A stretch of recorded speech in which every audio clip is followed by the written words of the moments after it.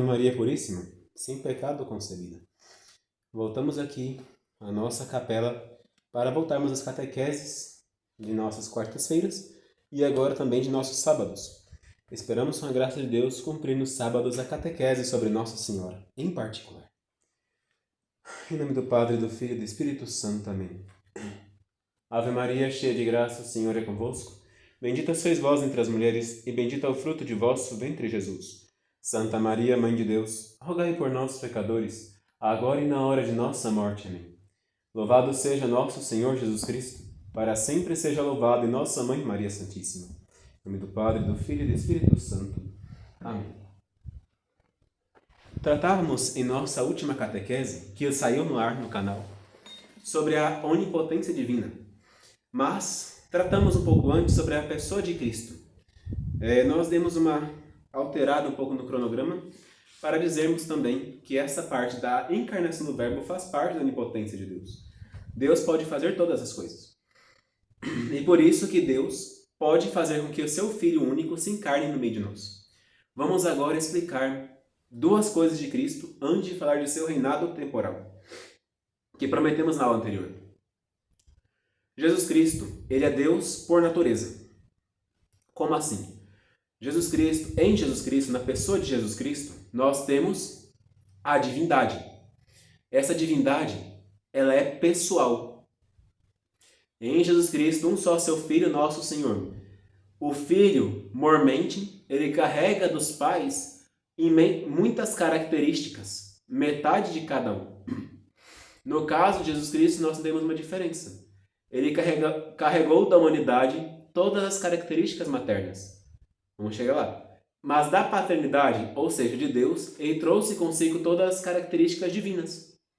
Sim, Jesus Cristo ele é verdadeiramente Deus, 100% Deus, sem nenhuma mistura de imperfeição. Totalmente Deus. E ele é Deus por natureza. Jesus Cristo, ele foi gerado pelo Pai desde a eternidade. O que é a eternidade? Para podermos esclarecer, tá certo? Eternidade é diferente de tempo. A eternidade não é uma linha contínua. Não é uma coisa contínua. A eternidade não tem princípio, a eternidade não tem fim. A eternidade é um momento eterno. É um momento que não acaba nunca. Isso é eternidade. O Pai, desde a eternidade, nos padres eles costumam dizer, desde toda a eternidade, gerou um filho. Este Filho do Pai Eterno foi concebido com toda a sua perfeição. Ou seja, Jesus Cristo possui por si mesmo toda a onipotência do Pai, toda a sabedoria do Pai, toda a bondade do Pai, toda a misericórdia do Pai. Tudo aquilo que o Pai tem, o Filho herdou. Porque diferente dos pais humanos, dos pais animais, as suas crias herdam características de um e de outro, a paternidade do pai para com o filho, o pai, Deus Pai, para com Deus Filho, é uma paternidade que ela injeta tudo aquilo, ela reproduz tudo aquilo que o pai tem.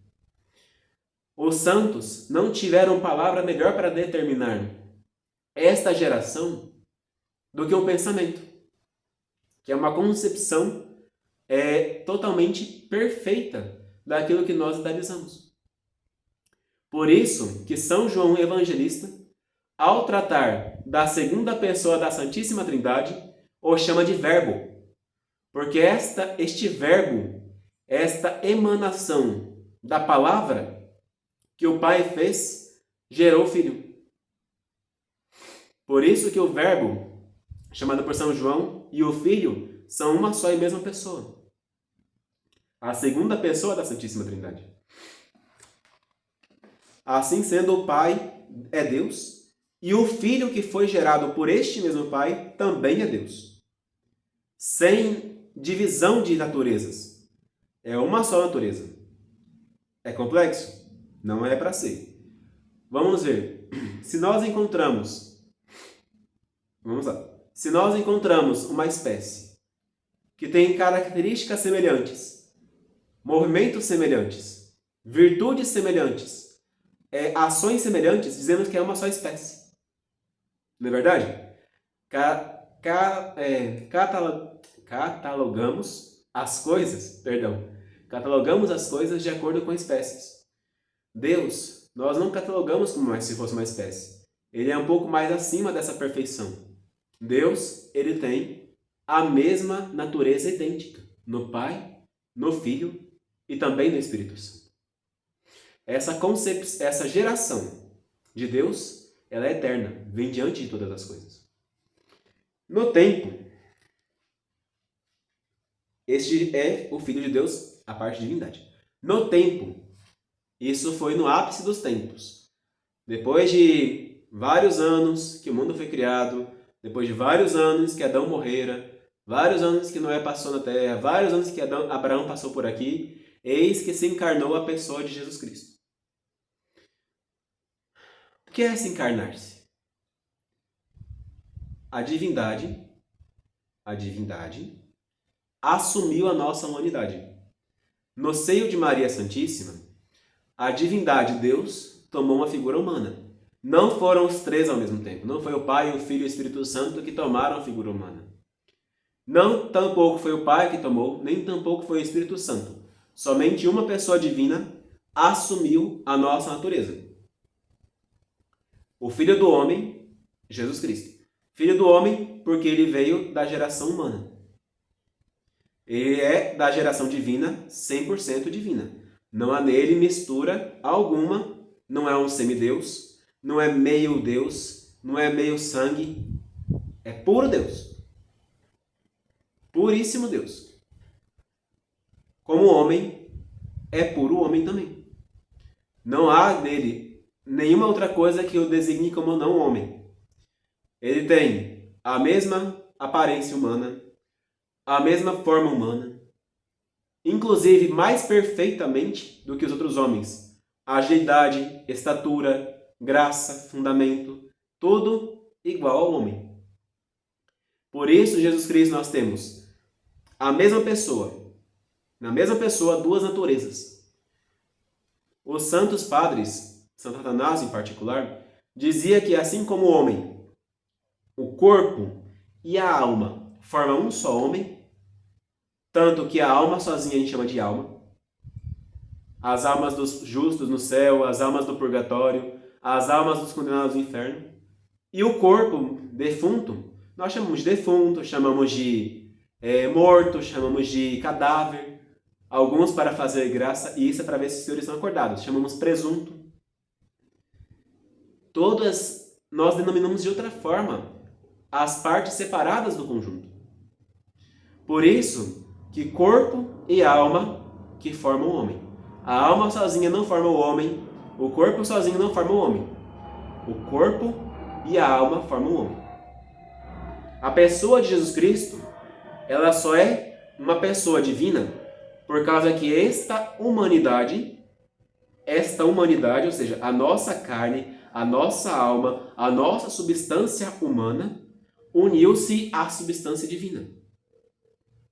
Melhor explicando, a natureza humana foi incorporada também à natureza humana, foi incorporada à natureza divina. Assim, um corpo, um homem perfeito, não simplesmente um corpo, não foi um cadáver que foi reanimado por Deus, mas um homem perfeito, com corpo e com alma, que tinha vontade própria, que tinha inteligência própria, que tinha imaginação própria, que tinha todas as potências próprias, que tinha todas as virtudes próprias, foi assumido também a natureza divina. Portanto, estes dois seres distintos formam um só Cristo. Por isso, quando dizemos em Jesus Cristo, um só seu Filho nosso Senhor, nós temos que crer que essa pessoa divina e humana, este homem-Deus, é um só. Nós cremos em um só homem-Deus, Jesus Cristo. Não são vários homens-deuses. Nós não cremos que eu, Frei Leão, o senhor que assiste este vídeo, os padres aqui e as irmãs, nós sejamos uma homens que têm a partícula de Deus e que essa partícula tenha que crescer. Não. Isso é gnose, é panteísmo, não. Somente um homem que existiu, este único homem, que foi Jesus Cristo, que assumiu em si a divindade e a humanidade. Este homem perfeito tinha também a divindade perfeita, sem mistura. A pessoa de Jesus Cristo, como homem perfeito, ele não tinha necessidade de padecer misérias. Negativo. Jesus Cristo não tinha necessidade de padecer misérias.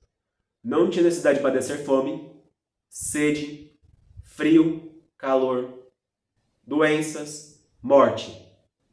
Não tinha necessidade. Porque como ele não tinha como pecar, por causa da substância divina, da essência divina que estava também nele, como ele não tinha como pecar, por causa que o pecado, creio que já explicamos, ela não é de virtude, é de fraqueza, não é coisa de força. Se eu peco, não é porque eu sou forte.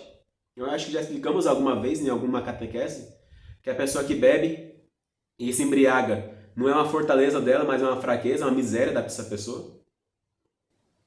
Então Jesus Cristo, porque nele estavam nessa mesma pessoa coexistindo duas naturezas distintas, não tinha como haver pecado nele. Portanto, como que trouxe a miséria para nós? Foi o pecado?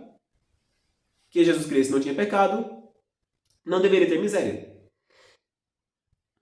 Mas, aí que vem a questão. A pessoa humana de Cristo, ela veio com o intuito de dar-nos exemplo em todas as coisas.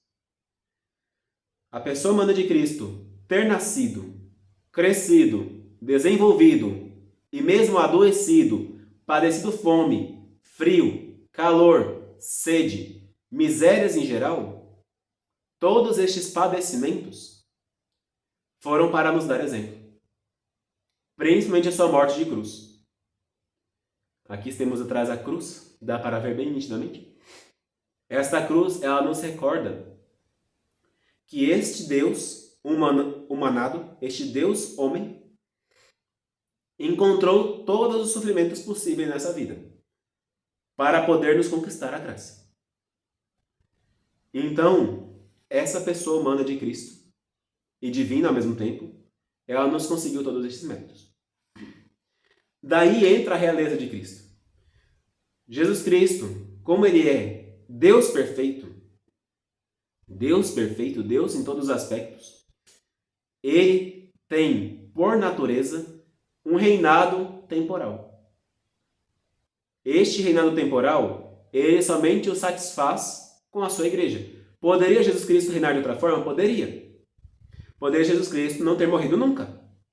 Ou então, depois da sua ressurreição, ter expulsado os imperadores, os reis do mundo, sentado num trono e falar assim, agora todo mundo vem aqui e beija meu pé.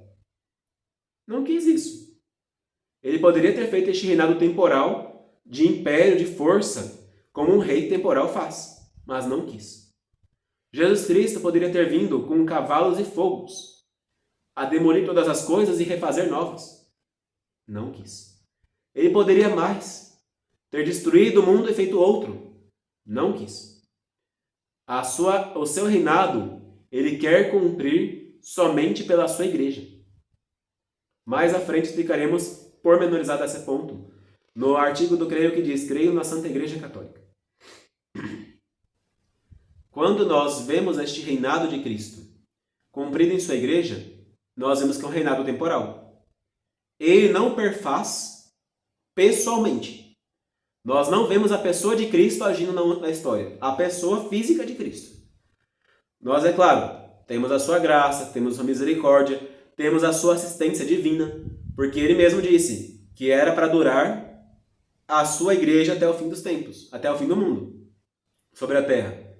E de fato dura, porque nós vemos que apesar das dificuldades, apesar das crises, inclusive a que passamos hoje, apesar das tormentas que a igreja passa, ela continua de pé, tal e qual a barca de Pedro, que passava por aquela tempestade. Apesar de tudo, Jesus Cristo está ali na barca. A sua assistência não é física.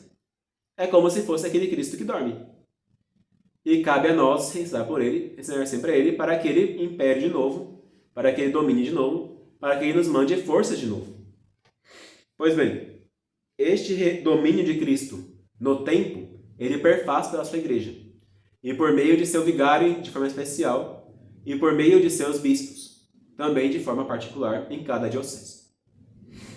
Mas vamos explicar isso mais à frente. Agora vamos à pessoa de Cristo de novo. Este Deus, homem, tem a segundo caráter de sua natureza, de seu reinado temporal. Este segundo reinado é pela sua perfeição humana. Nele se encontrava a plenitude da sabedoria, da graça, da força e do poder humano que poderia se encontrar. Um poder que nem mesmo os maiores resistiam. Vamos ver o Evangelho. Quando Jesus Cristo foi pego para ser apedrejado pelos fariseus e saduceus, eles não puderam apedrejar e ele simplesmente passou no meio deles. Vemos ali o seu poderio humano. Como também vemos na multiplicação dos pães, onde 5 pães viraram alimento para 5.000 homens, fora mulheres e crianças. Vemos também o seu poderio humano, quando diante de Pôncio Pilatos, ele quase fez com que Pôncio Pilatos deixasse de condenar. Este é um dos motivos que dizem os santos padres, que ele calou-se, porque se não deixasse condenar-se naquele momento, não seria tão cedo e nós não obteríamos salvação, da forma como ele queria nos dar. Portanto, o reinado de Cristo, ele está presente em todas as coisas. Assim também, o reinado de Cristo também se perfaz em cada coração humano, de acordo com o cumprimento da lei natural. E principalmente nos cristãos, pelo cumprimento dos mandamentos. Nos pagãos, de forma geral, em todos os homens, o cumprimento do reinado de Cristo temporal se dá pela lei natural. O homem que não mata, o homem que não rouba, o homem que é fiel a uma só mulher, o homem que é fiel a um só Deus, o homem que é fiel na educação dos filhos, apesar da ignorância de religião, mas é fiel à educação dos filhos. O homem que é fiel no seu trabalho, que é honesto, que é justo, que vive a lei natural. Este homem não tem acesso à religião. Está no meio do mato, aquele índiozinho. Jesus Cristo reina naquele coração, porque este homem cumpre os mandatos da lei natural. Todas essas leis estão presas, escritas no coração de cada homem. O decálogo, amar a Deus, não tomar suas medidas em vão, guardar domingos e festas, não honrar pai e mãe, não matar, não pecar contra a castidade, não furtar, não levantar falso testemunho, não desejar a mulher do próximo, não cobiçar as coisas alheias. Tudo isso, já pela graça de Deus, foi inscrito no coração de cada homem. É a lei natural.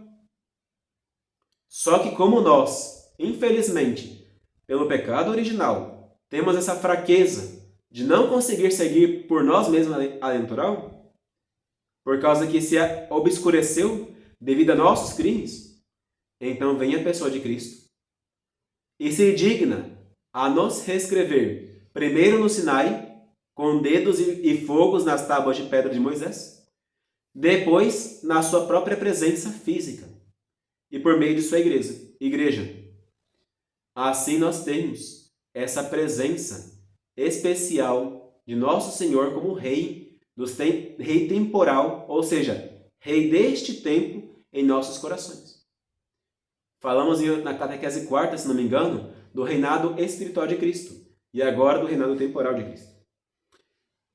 E claro, alguns até recordarão, Jesus Cristo não era da descendência de Davi? Sim, ele poderia também reinar como rei pela descendência de Davi.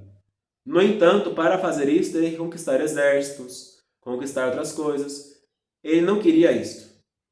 Tanto que até as profecias antigas diziam que quando o Messias viesse, o reinado de Davi já teria sido perdido, assim como o poder de Jerusalém de julgar. Então, Jesus Cristo descendia de fato de Davi, grande rei, de Salomão, de Asa, de grandes reis do passado. Mas estes reis, infelizmente, perderam o cetro de seu poder.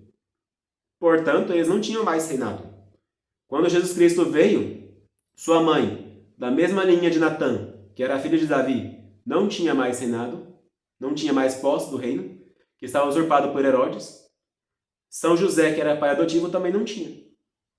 Então, o reinado de Cristo temporal devia ser mais pela virtude própria do que de fato e pela unção divina, como Cristo, como ungido, como Messias, do que pela a sua descendência carnal de Davi. Jesus Cristo, nosso Senhor. Neste ponto, nós já falamos, Ele é nosso Senhor como Deus, porque a palavra Deus, ela já denota senhorio. Quando os reis magos trouxeram para Jesus Cristo ouro, incenso e mirra, o incenso em particular era para designar seu senhorio sobre nós. Quando nós, homens, oferecemos sacrifício a Deus, proclamamos o senhorio deste Deus sobre nós. No Novo Testamento, na Nova Aliança, na nova lei que é fundada em Cristo, o sacrifício, ele não é simplesmente o sacrifício ritual. Não é um sacrifício simplesmente o sacrifício da missa, que é o mais perfeito, é claro. Mas também o sacrifício pessoal de cada um. Jesus Cristo, pelo batismo, constituiu a cada um de nós sacerdotes. Um sacerdócio comum, na qual todos nós temos a obrigação de oferecer a Deus, a este Jesus Cristo, os sacrifícios e prendas de seu senhorio. Quais são estes sacrifícios? O sacrifício de nossa oração. Sim, escutem bem, oração é um sacrifício, que deve ser ofertado todos os dias. As pessoas hoje em dia querem rezar, mas não querem o sacrifício da oração. Rezam terço, mas não rezam do terço da forma direita. Rezam de boca. Não é a oração reza terço de boca. A oração tem que vir de dentro também.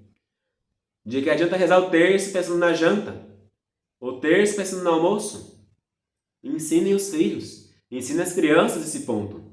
Rezar atento a que se está falando com Deus, o Deus que veio lhe salvar.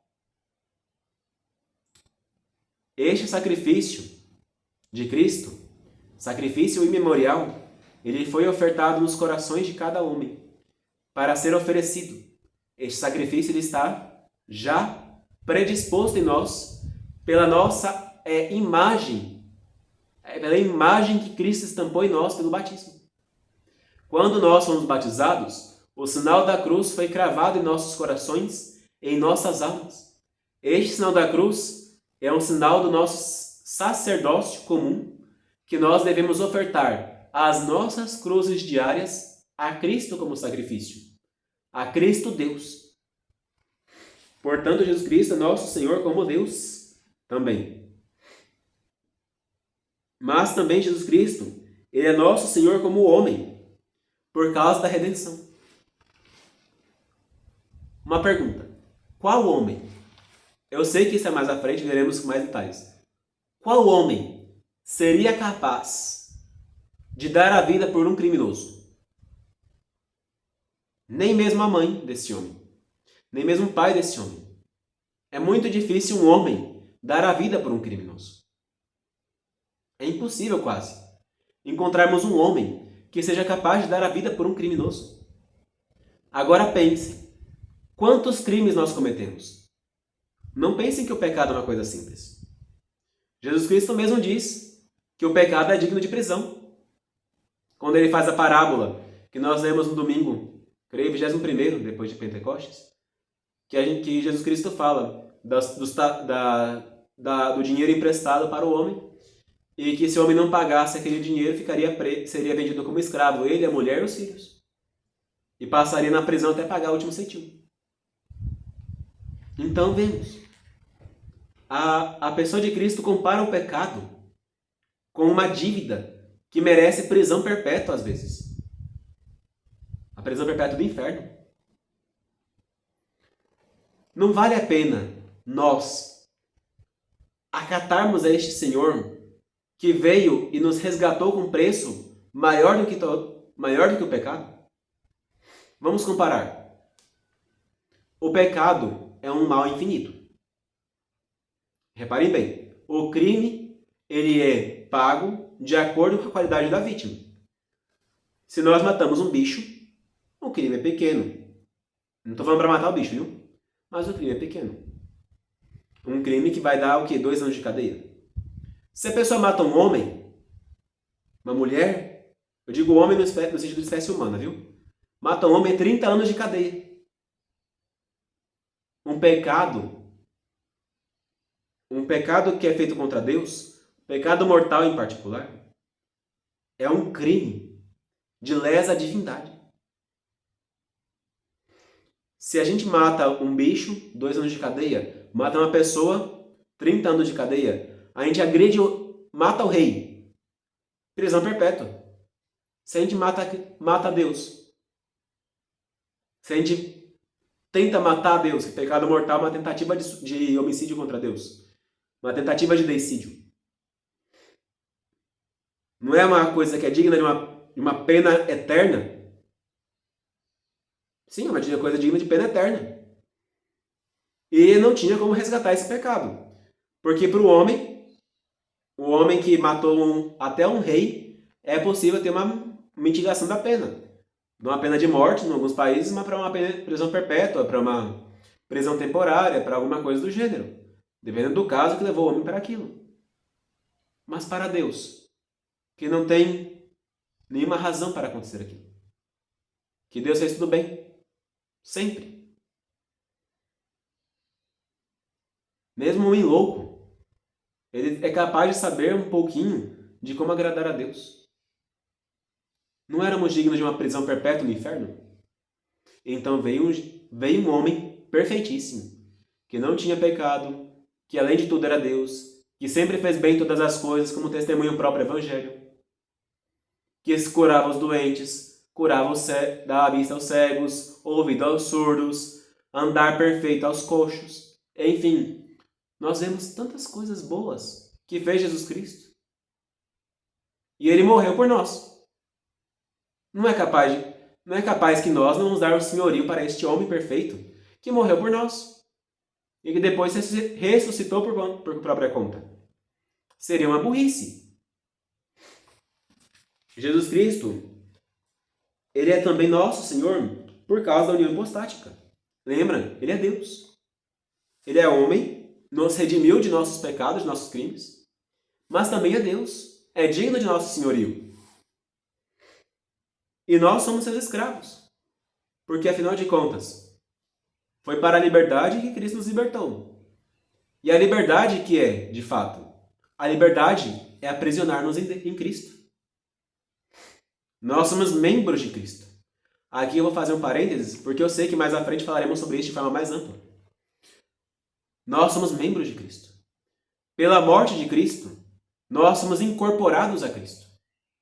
Pela morte de Cristo, pelo batismo, nós morremos em Cristo, fomos incorporados a Cristo. Nós somos imbuídos da vida de Cristo. Nós somos parte de um mesmo corpo, da qual o influxo vital que vem da cabeça, que é Cristo, desce para nós que somos seus membros. Nós somos membros de Cristo. Esta unidade que existe em nós, esta vida divina que existe em nós, que vem de Cristo, que vem do alto, nos faz escravos de Cristo. Porque, afinal de contas, se nós queremos alcançar a plena conservação deste corpo na vida eterna, nós temos que estar sujeitos às leis de Cristo. É uma coisa óbvia. É para a liberdade que Cristo nos libertou, não para a libertinagem. E muita gente faz do membro de Cristo o membro de uma prostituta. Acorda? Vós sois, como eu, nós somos membros de Cristo. Pela redenção e pela cruz. Somos membros de Cristo. É isto que faz Jesus Cristo nosso Senhor. Não é Ele que é nosso escravo. Somos nós que somos escravos dele. Por isso dizemos, nosso Senhor Jesus Cristo. E ainda inclinamos a cabeça para darmos maior reverência a este nome bendito. Nós temos este compromisso com esse Deus, porque afinal de contas, se não fosse ele, não teríamos jamais o paraíso. Reparem bem. Por causa de Adão e de Eva, entrou a morte no mundo. Por causa de Adão e Eva, que foram nossos pais, entrou todo o pecado. E toda a tendência do homem a cair cada vez mais baixo. Graças a Jesus Cristo, nós conseguimos reverter este ponto. Agora só perde quem quer. Só cai no buraco quem quer. Só vai no precipício quem quer. Não vai mais todo mundo. Só vai aquele que deseja cair no buraco. Essa pessoa que quer decair no buraco, ela é infiel.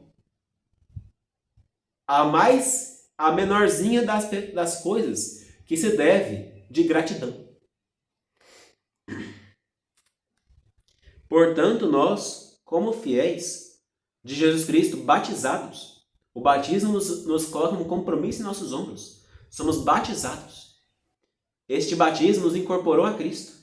E este batismo nos tornou membros dessa sociedade perfeita, que é o corpo místico de Cristo, a Igreja Católica. Aquele que está unido a esta igreja está unido a Cristo. E aquele que está unido a Cristo tem a capacidade de ir para o paraíso. Se recebe o influxo vital dessa cabeça por meio dos sacramentos e corresponde aos movimentos que a cabeça inspira por meio dos mandamentos das virtudes. Logo, tudo aquilo que ocorre aqui, neste ambiente, é para a nossa graça e para a nossa santificação. E mais ainda, nosso Senhor nos chama de amigos e irmãos. Nosso Senhor, é claro, ele tem pleno poder e senhorio sobre nós. Poderia nos chamar de escravos, de servos, poderia nos colocar num toco, como nós víamos naqueles filmes antigos de escravidão, e chicotear-nos à vontade por nossos delitos. Mas nosso Senhor tem uma paciência enorme conosco. E nos chama ainda de amigos e de irmãos. Porque, afinal de contas, este senhorio que Cristo ganhou sobre nós é um senhorio no qual ele nos comprou não como simples escravos, mas nos comprou como irmãos seus. Entendem? A primeira parte que eu vos disse agora é para vos dar temor. Para vos dar temor do inferno, temor de descumprir a vossa obrigação para com este Deus que morreu por vossos pecados. Mas essa segunda parte é para lembrar-vos do amor de Cristo por nós. Quando Jesus Cristo derramou seu sangue por nós, ele derramou este sangue à guisa de comprar-nos como irmãos, de resgatar a nossa descendência decaída. Este é o segundo motivo pelo qual ele tomou a nossa mesma natureza. Ele poderia resgatar-nos como Deus, mas não quis. Poderia nos resgatar com uma aparência humanizada, mas logo como Deus, soltando o raio dos olhos, igual nós vemos naquelas pinturas medievais dos deuses pagãos, que eles vinham com raios nos olhos, com uma lança de raio na mão. Aquelas pinturas clássicas lá dos primeiros séculos, refeitas pelos renascentistas. Mas não. Ele veio na mesma fraqueza de nós, na mesma aparência nossa. Comprou-nos com o título de irmãos. Cabe a nós. Nós poderíamos viver como escravos de Deus. O tempo todo com a cabeça baixa, igual os puritanos viviam na Inglaterra da Idade Média. A cabeça do fim da Idade Média, né? A cabeça baixa, sorrir é pecado, pensar é pecado, viver é pecado, morrer é pecado. Tudo é pecado. Mas não. Comer é pecado, dormir é pecado. Não. Deus não quis isso. Deus nos comprou a liberdade de sermos verdadeiros filhos de Deus. É o que o apóstolo São Paulo fala. Quer comais, quer bebais, quer não comais, quer não bebais. Façam isso para agradar a Deus. Façam isso com o espírito de que Cristo está convosco. Não é uma presença espiritual, sim, mas é real. Jesus Cristo está junto conosco, dia e noite. Claro que quanto mais nós rezamos, mais vamos apercebendo essa presença, ao ponto de ser uma presença intelectual constante, que vamos percebendo aquela presença no nosso seio. No entanto, nós temos que exercitar essa presença. Primeiro pelo temor de perder o céu e ganhar o inferno. Segundo pelo amor. Porque Cristo nos ama. Não pensem que ele morreu na cruz somente porque ele temia que a gente fosse para o inferno, não. Se fosse porque ele temia que a gente fosse para o inferno, ele dava um tapa em cada um e falava bem assim, bora para o céu. Mas por amor, para ensinar-nos que o que ele fez vindo do céu à terra foi tudo por amor. Compreendem agora? Este sangue de Cristo é o que nos deve fazer reconhecê-lo, amá-lo, vivenciar a sua vida. Nós temos um nome. Este nome aprendemos no primeiro artigo do creio, primeira perguntinha do creio de São Pio X. Sois cristão? A resposta é sim, sou cristão pela graça de Deus. O que é ser cristão? Ser cristão é viver a vida de Cristo. Não somos chamados de cristãos simplesmente porque temos a Cristo como Deus.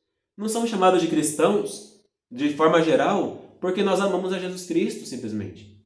Amamos de coração somente, não amamos de corpo. Entre aspas. Porque quem não ama de vida externa é sinal que não ama de vida interna. Mas nós somos chamados de cristãos porque é dever nosso imitar a Cristo.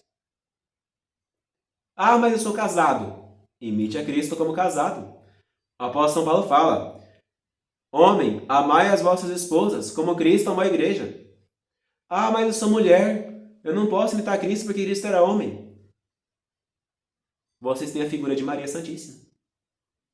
Maria Santíssima imitou a Jesus Cristo. O jejum que ele fazia, ela fazia. A penitência que ele fazia, ela fazia. Aonde ele ia, ela ia. Na via sacra, estava lá, sofrendo com ele. Moralmente, no coração, mas estava lá sofrendo com ele. Tudo nos deve levar a Cristo. Tudo. Todos os nossos atos, nossos desejos, nossos pensamentos, nossas ações devem refletir a Cristo. Ah, mas eu sou criança. Como criança, siga o exemplo de Cristo, menino. Ele não foi criança também? Não obedeceu papai e mamãe? São José e Nossa Senhora? Não ia no templo para estudar com os doutores, como vemos naquele episódio de Jerusalém? Não ia buscar conhecimento espiritual? Como criança, aprender de Cristo. Ah, mas eu sou idoso, Jesus Cristo nunca chegou à minha idade. Meu filho, Jesus Cristo é eterno. Antes que o mundo existisse, lá estava ele. Depois que o mundo acabar, lá vai estar ele. O mundo já tem o quê? 7.000 anos? Você está falando dessa forma por causa daquilo que do cristianismo. Quem quiser acreditar que o mundo tenha, sei lá, bilhões de anos, acredite se quiser. Mas enfim, aí aumentaria a idade. Então pense, antes que Abraão fosse, Jesus Cristo já era. Se o Senhor é velho, imagina Jesus Cristo, que nem tempo tem. Todos temos a obrigação de seguir a Cristo. Todos. Todos. De imitar a Cristo, de viver a vida de Cristo. Porque nós cremos em em Jesus Cristo, um só seu Filho, nosso Senhor. Ave Maria Puríssima, sem pecado concebida. Ave Maria, cheia de graça, o Senhor é convosco. Bendita sois vós entre as mulheres, e bendito é o fruto de vosso ventre, Jesus. Santa Maria, Mãe de Deus, rogai por nós, pecadores, agora e na hora de nossa morte. Amém. Em nome do Padre, do Filho e do Espírito Santo. Amém.